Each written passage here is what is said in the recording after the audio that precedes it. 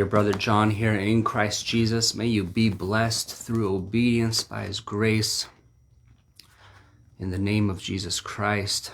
So we are continuing every day celebrating.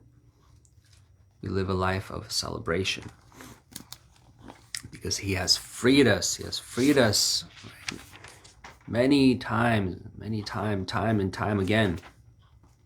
He continues to free us. He shows us how he's done it. He said, I've done it in Egypt. I've done it in Babylon. I free people. I free individuals, right? Joseph and Jacob. He sends them in, develops them, makes them strong, and saves them. Even with Isaac, with the two wells that they strove for, Sitnah and Esek, right? He's striving with these people that are not very friendly, not very kind, fair, and yet he comes out on top. And so we need the Lord, right? And then we prevail. Without God, we think we just need more strategy. We need more strength. We need more weaponry. But that's not the case. That's not the case. That's not what has you prevail, right? If you have the Lord, he makes all things work out.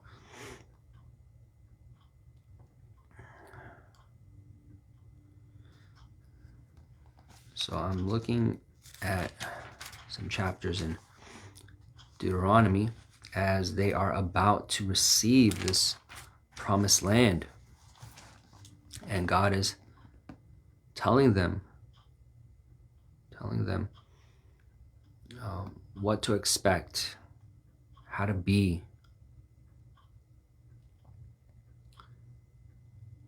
You shall be perfect with the Lord your God. Right? Chapter 18, verse 13. That's what God says. Verse 12. For all that do these things are an abomination unto the Lord. Because of these abominations, the Lord your God does drive them out from before you. So he's explaining things as they enter into the land. This is why that you're going to overrun them. They're wicked. They do the things I hate. There are things I hate, and they do it. So I hate them. I hate what they do, and I will have you get rid of them. And so as they are going to go into the land, right, when you are come into the land, which the Lord your God gives you, you shall not learn to do after the abominations of those nations. And so he describes that, including wizardry and witchcrafts, and being a charmer, being a consulter with familiar spirits, and necromancer.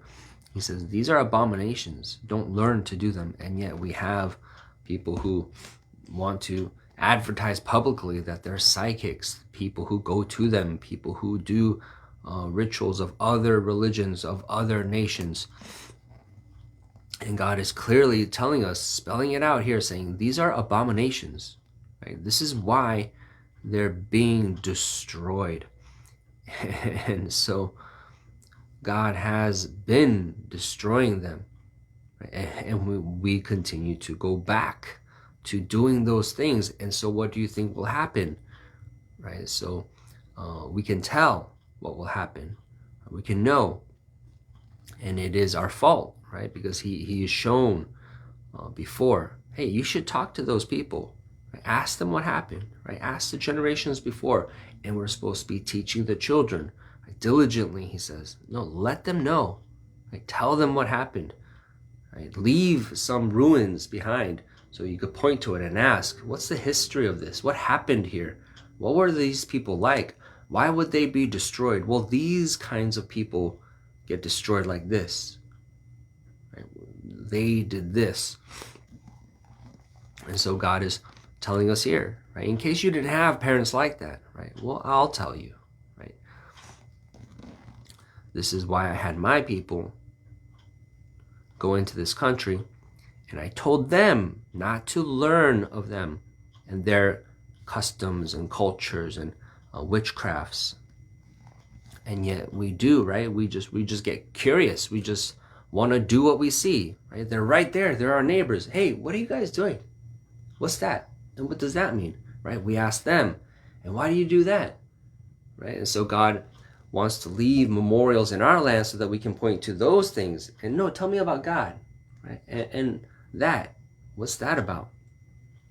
So that you could remember the Lord and not point at the foreign nations, at those that don't worship God, and ask about that and learn about that, and then you'll start to do it, right? At first, everything starts so innocently, right? I'm just asking questions. I'm just curious. I'm not really trying to learn, and yet you end up learning, right? So God tries to emphasize and make it, as serious as it should be. We want to take it lightly. I'm just asking it's just an innocent question. It's just a little question. I'm just looking. I'm not doing, and yet it ends up being, right? Hey, how come you're over there? How come you're dressed like them? How come you're doing it? Right? It all started by, right? Lot's tent was facing Sodom and Gomorrah, and then now he's in there, right? It just starts with every little step, right? A whole journey is made above and starts with one step, right? Direction. So that's why, we can respect that more when you have a gun, right? Because it plays out faster. So I was at a shooting range and I took my friend to go shooting, which you shouldn't do, because Christians, we don't do that anymore. We know better, right? That's foolishness. We don't need guns. We don't need firearms. So this is before I was saved. Went to the shooting range, and I told my friend, oh yeah, it's simple. You just put this in the gun and you just shoot down there. And then my friend didn't have the sense to. I just took it as common sense. I don't need to teach you that you don't point the gun at me. I don't need to tell you that. That should be, common sense. That should be obvious. You don't do that, right? But the friend was pointing it at me and saying, so how does this work? I'm like, okay, drop it, right? Just slowly turn it away. Take your hand off the gun. And I think today is going to be a short day. We're just going to spend whatever bullets that we got, and then that's it. We're going to go home. Right? We're not going to do any more of this, and I'm never bringing you back here. Right? They pointed the gun at me saying, so tell me, how does this work? And I'm like, oh, no. So you don't have the sense to not turn to me and like leave the gun at the side. No, you want to point the gun at me while talking to me. So we're done. Right? This is over. This is over. I said, this was a bad idea. Not everyone has the same kind of sense, right? Some people, they understand, so this is a weapon. It could be serious, right? Some people don't. Some people, if it's not working, if the gun is jammed, they'll look down the barrel. The bullet's in there. And they'll just look down the barrel. What's going on? I don't know. And then you'll hear the stories. You'll they make the news. So, and that is why. Why did I get so worked up? Hey, it's just a direction. The gun barrel is just pointing. All I'm doing is pointing. I'm not pulling the trigger, right? I'm not doing it. It's just pointing. Right? It didn't fire. You're fine, right? Did you get hurt? Right? No. You don't point it at me. You don't point it at yourself in your eye, right? People take it very seriously, right? Whoa. Everyone's afraid, right? When you might have a rifle, and, if you're in the military and you're pointing it down range and they turn, right? And they say, hey guys, when are we going to eat lunch? And everyone's going to drop and say, hey, are you going to shoot us? Right? Why? You didn't fire, right? He just turned direction, right? No, that's really important because in an instant, right, that's all it takes. Hey, so even if, you're on the streets or you're in war, it's a big deal to even pull out your gun, right? And to point, right? Just a point is a declaration, right? Just a point is a statement and seen as very aggressive, right? You're brandishing your weapon and then you're pointing on top of that. You're pointing. Okay, so you just brought it to this level. That's one moment. That's just one step before you actually kill someone, before they're dead, before you fire. And we might not think about it the same way with our steps, right? Where are your feet pointed? Right? We don't panic or we don't respond with such exaggerated emotions and responses. No, whoa, you're pointing your feet in that direction, whoa, right? Because it's slower, and yet the effect is the same. It's just a different time scale, but the story's the same. It plays out the same, right? The gun and the bullet, we respect more just because it's faster, and yet the same thing happens with your steps, right?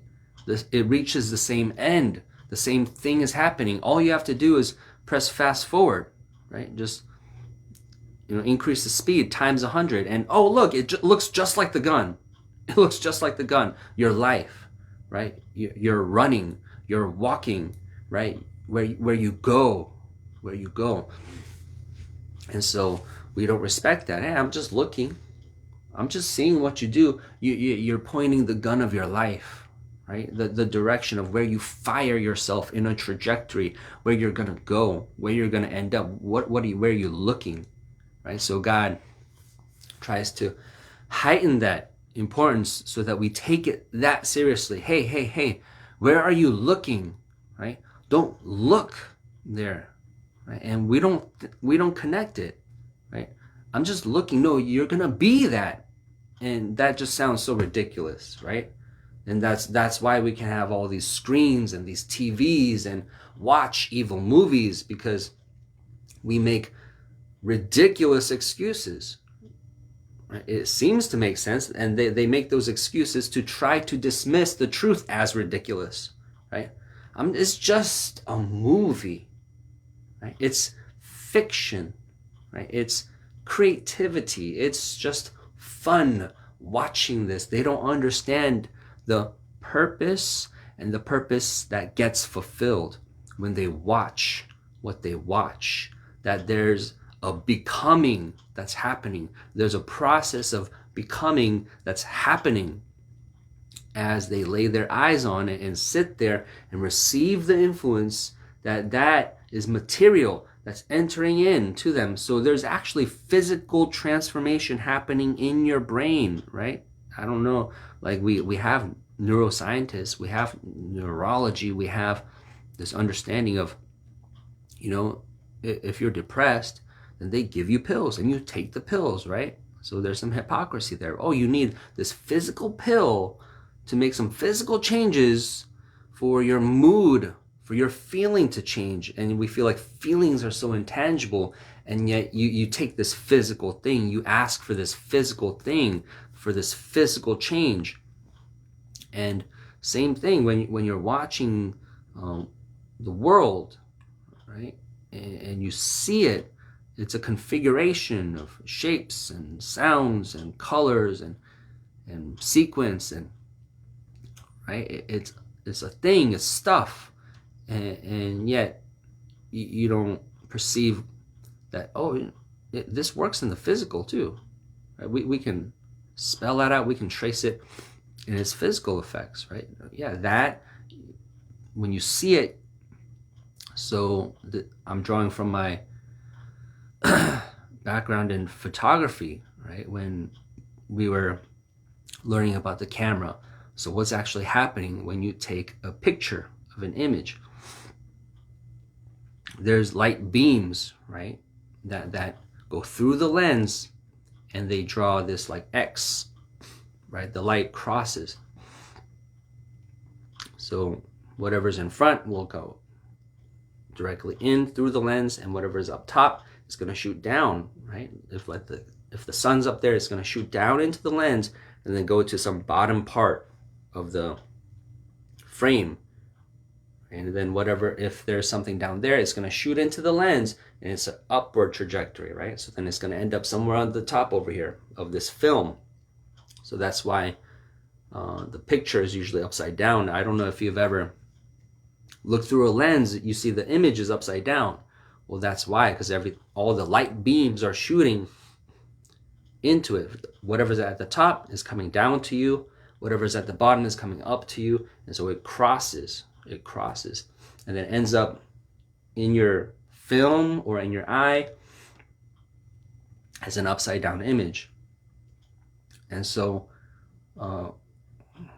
we had a little lens, and then we sat in a dark room, and we saw whatever light was streaming through that lens and just project onto the wall, and we saw the image. Like, oh, so the light comes through this lens and it captures the image. All we have to do is slide a piece of film here on the wall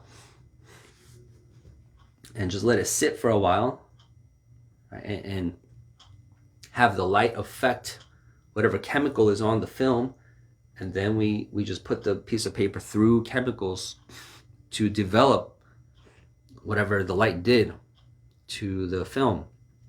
So wherever the light hit is gonna turn black, right? And then wherever the light didn't hit, it's gonna be more translucent, and you get a negative image, right? And then you just repeat that process, put it through another lens and shoot it onto another photographic paper, and you get your photo image.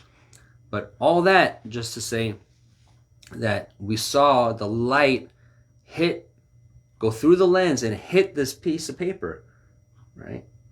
And then I was in my science class, and they're showing, or biology, I don't know what it was. They're showing just how the eye works, and how they're describing the process of how the image goes through our eye, which acts as a lens, and there's an image in our head, right?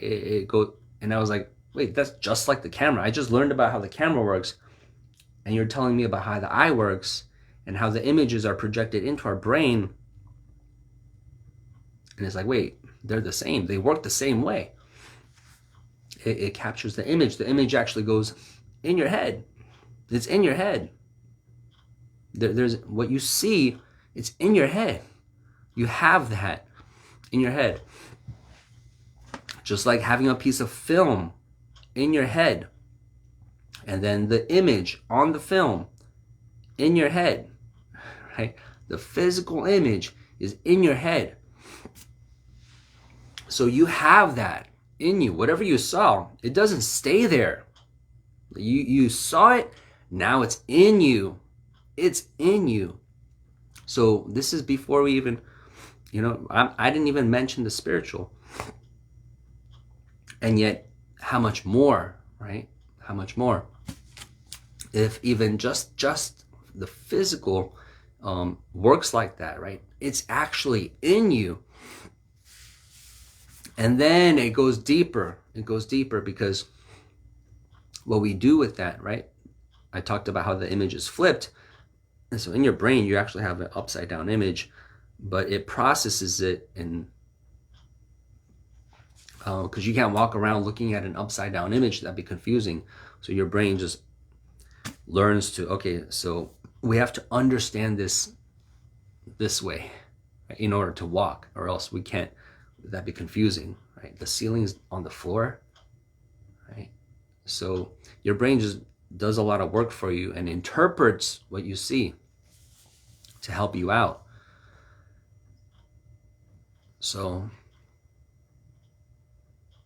yeah, I think they might have done some experiments like that where they like had someone wear glasses that flipped the image upside down, and then eventually they saw it right side up or something, because the brain just said, let's rework this. We can't keep understanding, perceiving the image like this. And then when they took the glasses off, the world looked upside down again, because the brain was just flipping it for you automatically. So after you get the image, just the raw image, then there's more work that's being done. It's taking that image and then it's considering it. Okay, so now what we saw, this is all happening in your brain, right? You and parts of you are considering, what did we just see? And how does that fit into everything else we know about my mom and my school and my home and my safety and my future? And it doesn't know that you might tell me it's just a movie, but there's parts of yourself that don't understand, right? Because you don't have access. You can't pull that part out and tell it, hey, it's just a movie, what we saw. Don't interpret it as real, okay? No, it's just in there, and it's going to take it, and it's going to confuse you, right? Because you did that to yourself. Right? You put that in, you let that in, and then now the deeper parts of yourself are like trying to file it somewhere. Okay, put that next to that.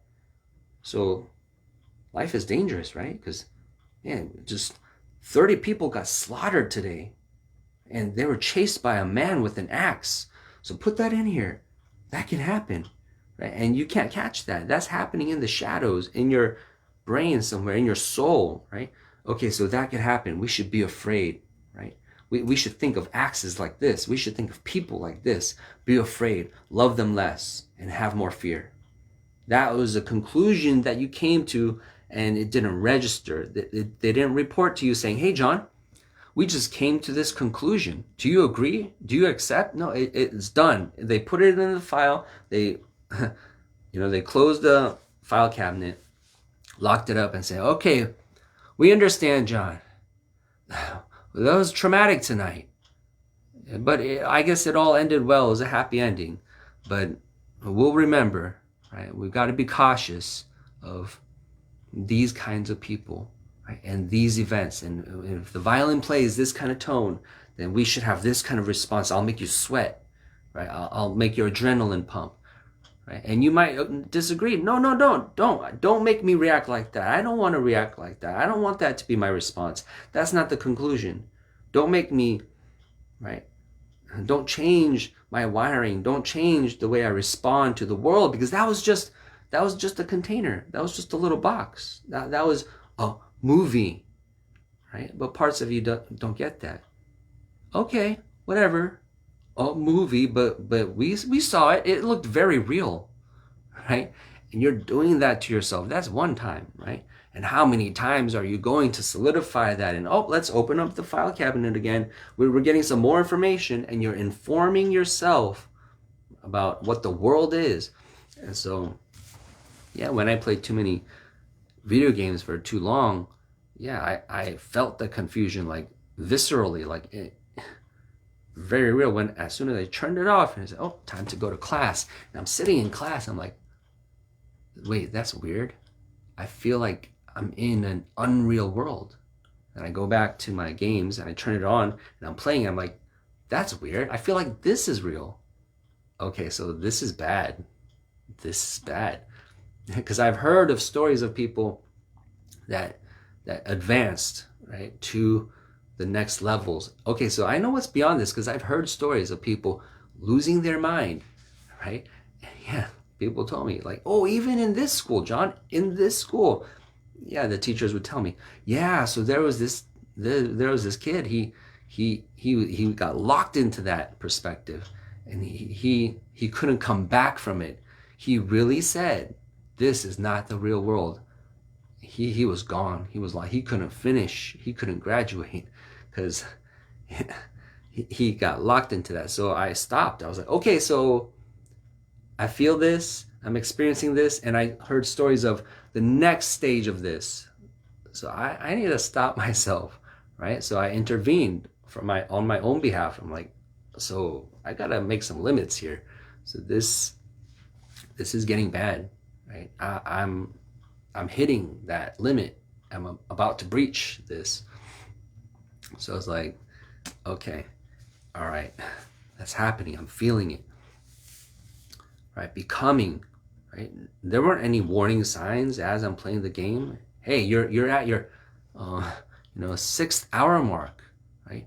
And health advisory warning. Psychologically, this is happening to you. You're losing pieces of yourself here. Visually, let us explain. Okay, now your choice. You can resume. No, they're not telling me any of that. Just the next level, just the more points, just the next scene, just right. No one's telling you. The world is operating, continuing, saying, no, no, no, no. Buy more of our things, right? We want more of your attention. Keep being addicted, right? Keep staying here, right? Keep subscribing to our stuff. Keep watching. Keep becoming. We don't care if you lose your mind, if you become that, if you lose, if you fail, right? Thank you. Next. Yeah, you're disposable, dispensable. Right? Got your cash. Thank you for being alive. Next person, next generation, right? It's an industry, right? They just get your money and they don't care what happens to you. They don't love you, right? But your Heavenly Father, He's not like that. He's watching over you. That's why He's telling you, okay, don't look at that. Don't even look at that, right? He's the one actually telling you. So this is what happens. This is the end of that destruction. So don't even look. I want you to live, right? The world doesn't tell you that.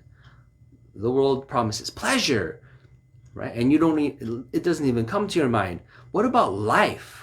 No, they say pleasure, and so you're corrupted in your mind, right? You should be asking, but life. I seek life. I want to live. Right?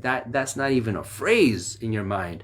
Pleasure, right? Because the world has told you that's what life is. Don't ask about life. It's pleasure. You equate life with pleasure. And so the Bible brings a hammer to that, right?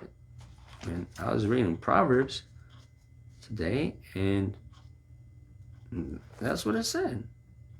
Proverbs 21, verse 17. He that loves pleasure shall be a poor man. Point blank. Right? He that loves pleasure shall be a poor man. Right? He just went straight for the jugular. Just, yeah, I know what you're thinking. Right? This word, it's alive. It talks to you. It knows where you are. It knows what you think. And it will address things directly. It will hit the nail on the head. Right? That's why we read this, right? Because you want to put that old man in the coffin and seal it up, right? So that you can live, die to yourself and live unto God. So God is telling us, like a loving father to his children, right? Just like, you get counselors, you get mentors, you get figures in your life when you're young, and there's people that know more than you, and they know more than you, and they want to help you, they want to sow into you, right? So they'll say things, right, in a sage way, right? Hey, son, or little guy, hey, pipsqueak, hey, out there, life, it's about, and then they'll tell you their philosophy. They'll tell you their takeaway. What I learned? Don't let them get you, right? Don't let them rob you. You always want to lowball them, right? And negotiate, right? Get what you need. Get what's yours. Don't let them take what's yours. And someone else will come and say, hey, don't let them tell you whatever, right? It's about love. It's about love. If love's not there, if you don't love the person, hey, it doesn't matter. Hey, let them, take from you, but make those relationships. It's about relationships, right? Don't lose the relationships. Whoever you interacted with, keep in touch with them. You got to keep in touch with everyone, right? It's about networking. That's what it's about, right? Someone else will tell you something else, right? You got to drink water, right? It's all about water. Most people are dehydrated. They don't know that. You got to drink water, right? To succeed, right? They'll come, and then someone else will come and say, hey, it's about plastic, or it's about, the internet. It's about, and they'll tell you, right? It's about hard work. Work ethic, that 100%, that's all it is. The heart of everything is work ethic. Just work hard, right? Don't be late to things, right? And they'll tell you, they'll want to give you their angle, their perspective, right? And right, it might have some flaws. That might not be it. That might not be the way to communicate that, or that might not be the whole truth. There might be another side to it. But because it's man speaking to man, and yet the analogy God, it fits. Right? So God will tell us these things that, yeah, I'm like that, except just the good parts, right? Not the bad part. So an example is, we're told that, hey, so you loved your fathers and they disciplined you, and sometimes it wasn't always right. Sometimes they went over. Sometimes they disciplined you for their own pleasure. Nevertheless, I'm like that. Right? I'll still use that, right? But just the good parts, right? Or in the book of Job, you have it being pointed out that, yeah, God rebukes you, but not out of fear. Right? You might have been rebuked before, but they were afraid. They might have been afraid. They might have done it because they're afraid that you might run over them or take their position, or you might be overstepping your bounds or challenging their authority. So God rebukes you too, but he's got no fear, right? Yeah, none of that. None of those motives, mixed motives. He rebukes you. Right? He's a father to you, and he guides you. He gives you advice that's good, that you can profit off of, that you can retain. He speaks to you lovingly so that you can prosper into this next stage. Okay, before you advance, before you go out there, let me warn you. Right? David speaks to Solomon. God speaking to his people here. So you will forget me when I bless you with all this stuff. Be careful, right? And you will have neighbors. They will be evil. Don't look. Right? He's very loving, and you can feel that as he's talking to them in Deuteronomy. Right? For all that do these things are an abomination unto the Lord. I don't like it. That's my heart, right? And because of these abominations, the Lord your God does drive them out from before you. He's explaining that's why that happens. You shall be perfect with the Lord your God. For these nations which you shall possess hearkened unto observers of times and unto diviners, but as for you, the Lord your God hath not suffered you so to do. The Lord your God will raise up to you a prophet from the midst of you, of your brethren, like to me. Unto him you shall hearken, according to all that you desire of the Lord your God, in Horeb in the day of the assembly, saying, Let me not hear again the voice of the Lord my God, neither let me see this great fire any more, that I die not. And the Lord said unto me, They have well spoken that which they have spoken. I will raise them up a prophet from among their brethren like to you, and will put my words in his mouth, and he shall speak to them all that I shall command him. And it shall come to pass that whosoever will not hearken unto my words, which he shall speak in my name, I will require it of him. But the prophet which shall presume to speak a word in my name, which I have not commanded him to speak, or that shall speak in the name of other gods, even that prophet shall die. And if you say in your heart, How shall we know the word which the Lord hath not spoken? When a prophet speaks in the name of the Lord, if the thing follow not, nor come to pass, that is the thing which the Lord hath not spoken, but the prophet hath spoken it presumptuously, you shall not be afraid of him. When the Lord your God has cut off the nations, whose land the Lord your God gives you, and you succeed them, and dwell in their cities and in their houses, you shall separate 3 cities for you. Right? He's telling them the structure, city planning, right? What you should do, what you can expect, why you should do it.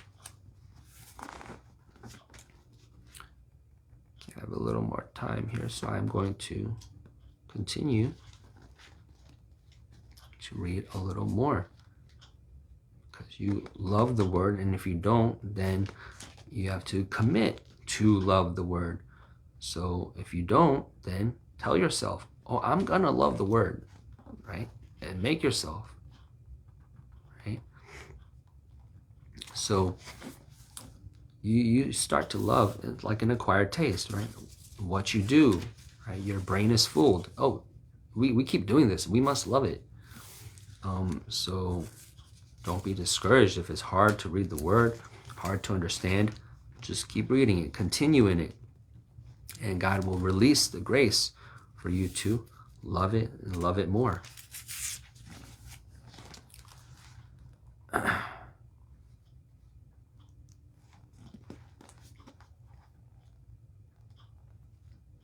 So let me find a part that I want to read.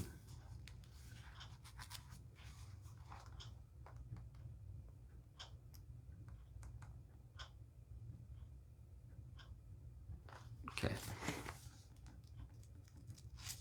Chapter 20. When you go out to battle against your enemies and see horses and chariots and a people more than you, be not afraid of them, for the Lord your God is with you, which brought you up out of the land of Egypt. He's reminding them, I'm with you. This is the kind of God I am, and that's why you should not be afraid. And it shall be, when you are come nigh unto the battle, that the priest shall approach and speak to the people, and shall say unto them, Hear, O Israel, you approach this day unto battle against your enemies. Let not your hearts faint, fear not, do not tremble, neither be you terrified because of them. For the Lord your God is he that goes with you to fight for you against your enemies, to save you. And the officers shall speak unto the people, saying, What man is there that hath built a new house? And there's going to be all these conditions that they're able to, that gives them allowance to not fight. Even if you're fearful, go home. Right? The courageous will fight. And when you come nigh unto a city to fight against it, then proclaim peace unto it. Verse 10, verse 11. And it shall be, if it make you answer of peace and open to you, then it shall be that all the people that is found therein shall be tributaries to you, and they shall serve you. And if it will make no peace with you, but will make war against you, then you shall besiege it. And when the Lord your God has delivered it into your hands, you shall smite every male thereof with the edge of the sword.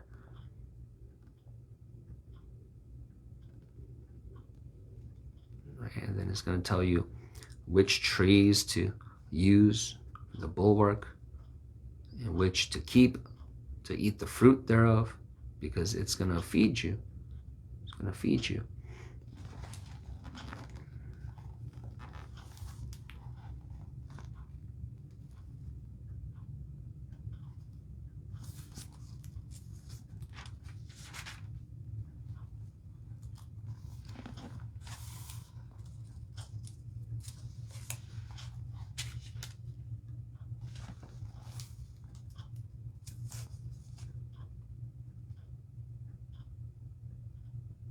Okay, chapter 11, verse 11.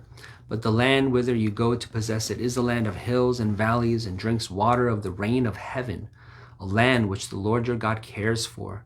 The eyes of the Lord your God are always upon it, from the beginning of the year even unto the end of the year. And it shall come to pass, if you shall hearken diligently unto my commandments, which I command you this day, to love the Lord your God, and to serve him with all your heart, with all your soul, that I will give you the rain of your land in his due season, the first rain and the latter rain, that you may gather in your corn and your wine and your oil. Right? He says, if any man loves pleasure, he'll be a poor man, right? He that loves wine and oil, and yet he says, no, I'll give it to you as long as you love me. As long as you love me, I'll bless the land, right? I tell you how to war, and I tell you how to live in the land, how to prosper. Verse 16, take heed to yourselves that your heart be not deceived, and ye turn aside and serve other gods and worship them. And then the Lord's wrath be kindled against you, and he shut up the heaven, that there be no rain, and that the land yield not her fruit, unless you perish quickly from off the good land which the Lord giveth you. Therefore shall ye lay up these my words in your heart and in your soul, and bind them for a sign upon your hand, that they may be as frontlets between your eyes. And ye shall teach them your children, speaking of them when you sit in your house, when you walk by the way, when you lie down, when you rise up. Write them on the doorposts of your house, upon your gates, right? That your days may be multiplied, the days of your children, in the land which the Lord sware unto your fathers to give them as the days of heaven upon the earth. For if ye shall diligently keep all these commandments, right, to do them, to love the Lord your God, to walk in all his ways, and to cleave unto him, then the Lord will drive out all these nations from before you. Right? Obey, obey, obey. Right? I beseech you, obey. Right? Blessings if you obey, verse 27. Blessings if you obey. So he's continuing to speak even this day, right? He teaches us and tells us why things happen, where things come from, how to live in this earth, right? That God made, how to be, right? God made us, and we, without God, destroy this good thing, right? That God made.